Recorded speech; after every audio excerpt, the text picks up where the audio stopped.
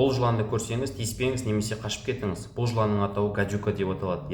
Гадюка Қазақстанда мекен етеді. Жалпы жыланның Қазақстанда 20-ға жуық түрі мекен етеді. Соның ішінен 4-еуі улы болып келеді. Олар гадюка обыкновенная, гадюка степная, щитоморник және гремучая змея. Егер сізді танысыңызды немесе өзіңізді жылан шағып алатын болса, дер кезінде алғашқы көмек көрсетілуі қажет. Көрсетілмеген жағдайда соңы жаман болып кетуі әбден мүмкін. Сол себепті де Қазақстан мекен ететін осы 4 жыланның түрін біліп алуыңыз өзіңізге абзал. Жалпы жыланның түріне қарап та ажыратуымызға болады, улы улы емес екен. Улы жыланның түрі, яғни бастары үшбұрыш келеді, көздерінің қарашығы вертикаль, яғни тігінен орналасқан болады. Ал улы емес жыланның бастары сопақша келген, көздерінің қарашығы дөңгелек болып келеді. Жалпы мен бүгінгі тақырыпта осы жылан шаққан кезде қандай алғашқы көмек көрсетілу керек және жылан шаққан кезде не істемеу керек, сол туралы айтып өтетін боламын. Осы видеоның соңына дейін көруге кеңес беремін. Себебі әр адам өзінің қасындағы жора жолдастарына, туған туыс бауырларына және өзіне алғашқы көмек көрсете білуі қажет. Ал мен бастаймын. Көктемнің соңы, жаз, күздің басы көптеген адамдар орманға баратын кезең. Дүниежүзілік денсаулық сақтау ұйымының мәліметтері бойынша әлемде жыл сайын улы жылан шағып алған 10 миллионнан астам тіркеледі екен. Олардың 50 мыңға жуығы қайтыс болады. Әсіресе балалар үшін және де егде жастағы адамдар үшін, созылмалы ауруы бар адамдар үшін бұл үлкен қауіп.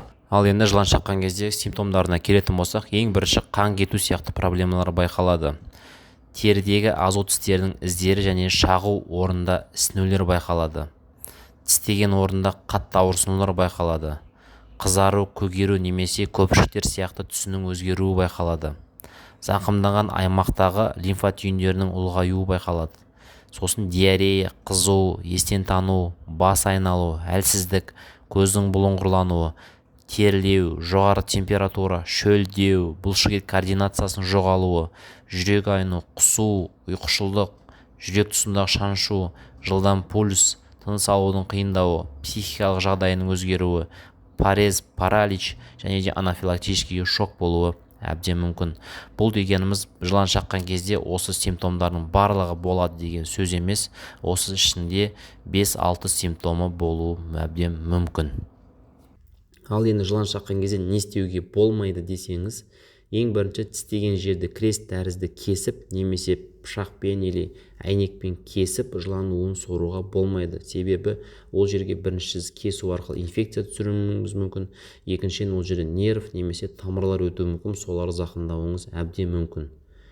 Сосын жараны шоқпен күйдіру, ол дұрыс емес. Себебі жыланның уы ол терең енеді, яғни жыланның тістері ол 1 сантиметрден асқандықтан ол бұлшықетке терең енгізеді. Сол себепті оны шоқты басу пайдасыз болып келеді. Сосын жылан шаққан жерден жоғары жерге жгут байлау, ол тоже дұрыс емес. Себебі жгут байлау арқылы сіз, например, аяқ қолыңыздан шағатын болса жылан, сіз соның жоғары бөлігіне жгут байладыңыз.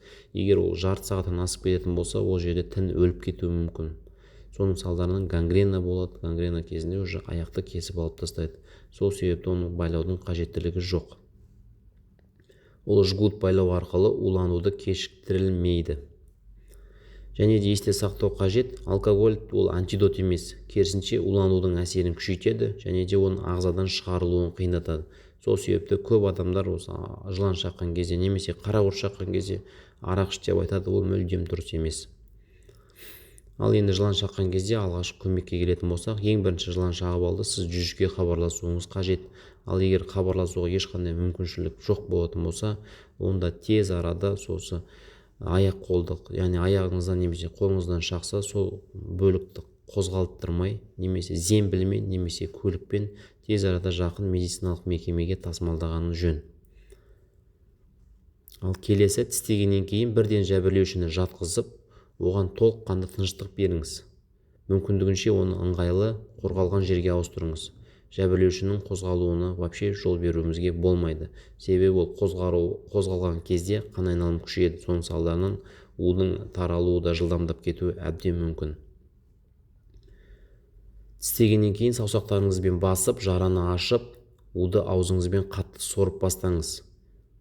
Қанды сұйықтықты түкіріп отырыңыз. Егер сілекей аз болса аузыңызда, немесе ерніңізде аузыңызда жаралар болса, аузыңызға аздап су алыңыз. сосын соруды 15 минут бойы үздіксіз жүргізіп отыруымыз қажет. Біз зардап шеккен адамның денесінде уды 20%-дан 50%-ын алып тастауға мүмкіндік береді. Көмек көрсететін адам үшін уланудың сору қаупі жоғары емес.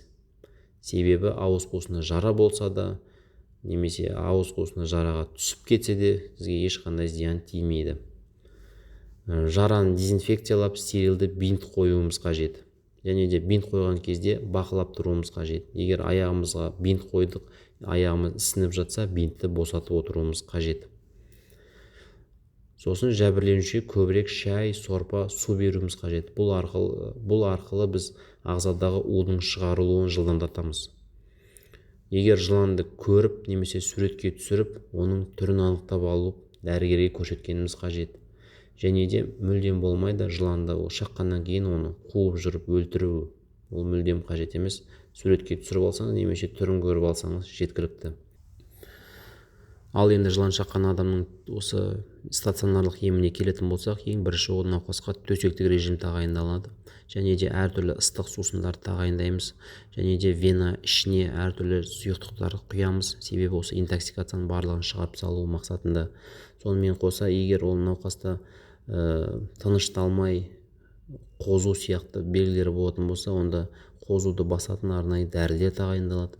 Жүрек қызметінде өзгерістер болатын болса, жүрек қызметін дұрыстайтын дәрілер тағайындаймыз. Және де осы аллергияға қарсы препараттар тағайындаймыз. Соның ішінде ең бірінші тағайындалатын дәрілердің бірі ол осы жылан уына қарсы сыворотка тағайындаймыз. Яғни бұны тері астына салынады. Егер сізге дер кезінде осы жылан уына қарсы сарысуды енгізетін болса, онда сіздің тез емделіп кету мүмкіншілігіңіз өте жоғары. Жалпы жыланның шағы өте ауыр, бірақ әдетте өлімге әкелмейді. Және зардап шеккендер 3-4 күннен кейін қайта қалпына келеді. Көптеген 10 жылдықтарда осы біздің елде жылан шағып алған адамдардың, негізінен балалардың өлімінің бірнеше жағдайлары ғана белгілі. Бірақ бұл жерде өлімнің негізгі себебі жылан емес, дұрыс емделмеуі де әбден мүмкін. Дәл осы жерде сауатты алғашқы көмек, ауруханаға тез жіберу және білікті стационарлық емдеу жылан шаққан кездегі қайта қалпына келтіру негізгі кепілі. Сол себепте құрметті тыңдармандар, ауырып ем іздегенше ауырмайтын жол ізде дейді. Абай боп сақ жүрсек, ешқандай проблема болмайды. Сіздермен болған дәрігер терапевт Алмат. Егер бүгінгі видео ұнаса, лайк басып, комментарий жазып, достарыңызбен бөлісе отырыңыздар.